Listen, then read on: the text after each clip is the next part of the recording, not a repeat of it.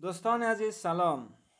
همانطور که میدانید دونالد ترامپ یک روز بعد از مراسم تحلیف خود بسیار با یک برنامه پرطمطراق و اوشاد و بوشاد اعلام کرد که حدود 500 میلیارد دلار را در مدت 4 سال در زیربناهای هوش مصنوعی امریکا سرمایه گذاری میکنه و این سرمایه گذاری امریکا را قادر میسازه که به لحاظ تکنولوژی از چین به حدی پیشرفت کنه که چین هرگز نتانه از امریکا پیشی بگیره.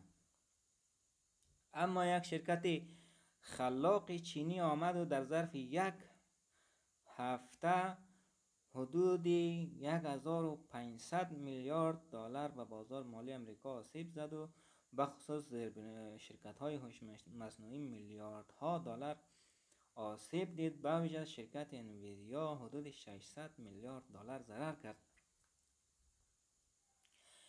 این نشان دهنده قدرت خلاقیت است، یعنی خلاقیت قدرت دارد.